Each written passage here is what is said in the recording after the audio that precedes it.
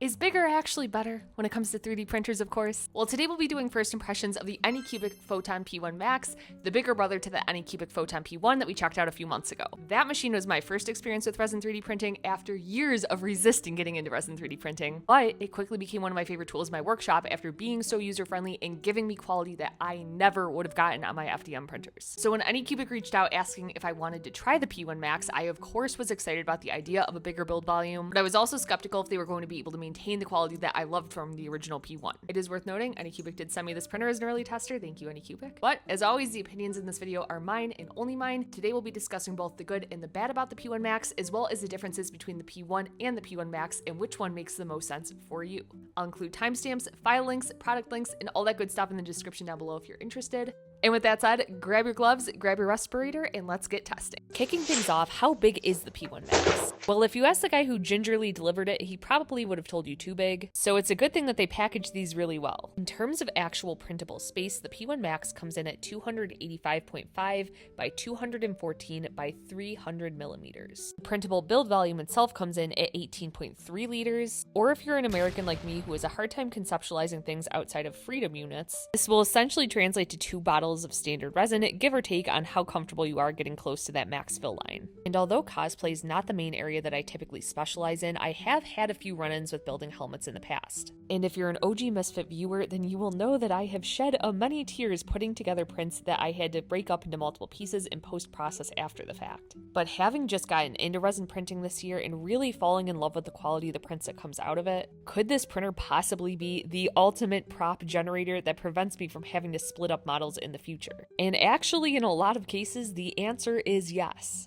For instance, you'll be able to fit things like this Viking axe. I got a full Iron Man helmet to fit at 100% scale with a little room to spare, which I learned the hard way when I made an Iron Man helmet for my dad back in the day, that not everybody's head fits at 100% scale. I also found a lot of other cool examples of helmets that fit, like this Venomized Spider-Man helmet, and it could even be really great for giving a professional smooth finish for housing on tech items like this retro Google Nest case. However, contrary to what we learned from Mean Girls, sometimes the limit does actually exist. Although I would have loved to get redemption on a single-piece Mandalorian helmet out of the P1 Max, I did end up having to scale it down, and even on my smooth little brain, it unfortunately was just too small to fit. However, outside of the rare scenario where you're trying to print a bucket-sized helmet, I feel like the build volume that you're getting with resin prints is going to give you a lot of versatility in your projects. But just like when your ex broke up with you and swore that size isn't everything, well, she was right. Size isn't everything. In fact, when I think of larger printers, two things that I often start to get worried about is, are the printers going to lose quality, and are they going to become more difficult to operate? Getting into quality to start, the P1 series in general was actually made for a prosumer market. However, as many of us expected, in actuality, they do seem to be more popular in the hobbyist market. But I do see where the product team's mind was at, because the quality that you get with these machines, in my opinion, is spectacular. Coming back to some of the specs on the P1 Max specifically, it's measured by Anycubic of having a 92% light uniformity, which in non-tech terms basically just means that you're going to get a uniform exposure from one side of the plate to the other. Overall, I've been happy with my large prints and batch testing and have not found variances on the edges of the plates. However, if you look at the specs directly of the P1 compared to the P1 Max, you may have felt some uncertainty seeing that the P1 has a 14K screen, whereas the P1 Max has a 12K screen.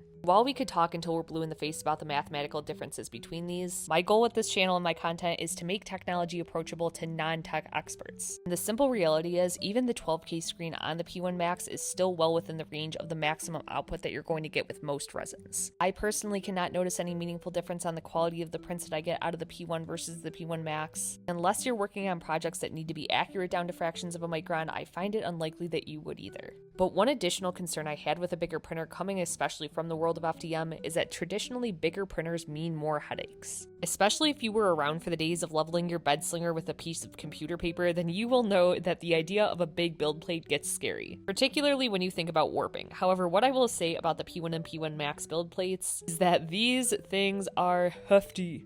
They're made of steel, and across my P1 and P1 Max, I have 4 build plates, and every single one is perfectly flat and operates great. A little later, we'll talk about an exhaustive list of things I don't like about this printer, but as a teaser, one of those items is how heavy this build plate is. However, for the first time, I feel strongly that it actually ties really well into one of the marketing terms that the Anycubic team loves to mention about these printers, which if you've watched any of the other videos on the P1 or P1 Max, let's all say it together, the industrial ball screw construction. To oversimplify it, this component is supposed to help with stability and also long-term success of the printer. I mentioned this in the video of my 5-month update on the P1 Max. On both of these printers, this component has held up well. To me, it's more so something that I would expect to be the case and less so something that I would be congratulating a company on their printer still working after a few months. But what I do find to be impressive on the P1 Max specifically is because the plate is already so heavy and you can add such large prints to it. The fact that this printer's been handling that weight like a champ without degradation, I will give them props, I do think is impressive. So in short, are you losing quality or reliability by going with the bigger printer? Well, at least for the P1 Max compared to the standard P1, I have not found that to be the case. But with that said, let's do a quick rundown of some of the other features that I haven't explicitly mentioned on this printer yet. It has a camera for live print monitoring, which you can access right through the slicer on your computer or also on your phone. And while I don't personally enjoy printing right from my phone, this printer does support a full remote printing workflow. Just like the P1, it has a wave release film on the screen, which is designed to reduce peel force, but a personal reason why I've loved it recently is when I accidentally poked a hole through my FEP, it protected the screen itself from getting covered in resin and saved me hundreds of dollars. Additionally, the vat has a heater on it, so if you like to experiment with engineering resins, or if you keep your printer somewhere that's a little colder, this can be super helpful. If you're concerned about fumes, it also has a port on the back for the AirPure 2.0 system, which is basically just tubing for a fan that will suck air out of the printer and then you can evac it out a window or wherever else suits your fancy. Now, if you've been going back and forth watching videos on the P1 and P1 Max, you're probably sitting there thinking to yourself, they sound so similar. And yes, that's because they are. Really, aside from the size difference and the fact that the P1 has the option for the dual vat add-on, they're almost identical machines. So to try and help you make a decision, let's get into what I love about this machine, what I hate about this machine, and who I think it actually is for. As for what I love, let's be honest, bigger prints are just cool. Plus, anytime I potentially have the opportunity to eliminate the process of gluing and sanding and post-processing, I am all about it.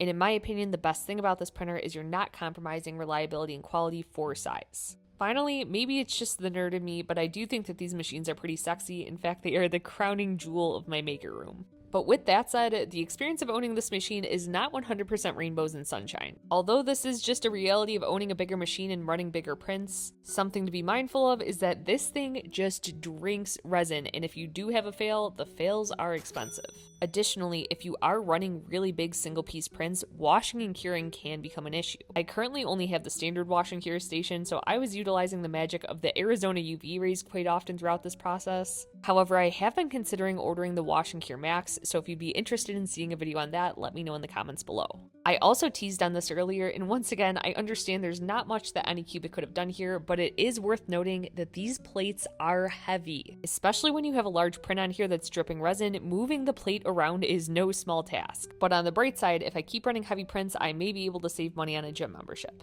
My final gripe is that I just wish they could have released the P1 and the P1 Max at the same time. Maybe I'm the only person who didn't see it coming that they were going to release the P1 Max after the P1. However, based on reading the comments, I do think a lot of you were actually surprised about that release as well and probably would have held out for the P1 Max if you knew that it was coming. Finally, who do I think that this printer is actually for? If you're somebody who just makes miniatures or keycaps, or particularly if you have a very small maker space, honestly, I would say the P1 Max is probably not for you. However, if you have the space and it's in your budget and you want that buy once, cry once printer, which by the way, I did say about the P1, but that was before I knew that the P1 Max was coming out. But again, if you want a buy once, cry once printer that is going to give you as much room as possible for making really cool things, personally, I have loved this printer and I have a feeling that you will love it too. At the time of filming this video, the launch price of the Anycubic Photon P1 Max is expected to be $999. But if you're watching this video when it comes out, it sounds like there will also be an option for early bird pricing where you can get the P1 Max for $849. Again, I'll have links in the description for all the places that you can buy the P1 Max as well as the P1. I do make a small commission if you purchase through my link, which helps things like lava lamp restorations, giant Furby projects, potentially a new mic stand, and so much more. More than anything, I appreciate you spending your time with me today and sticking around until the end. Let me know if you have any additional questions on these printers and what your experience has been if you already have one. And until next time, happy 3D printing.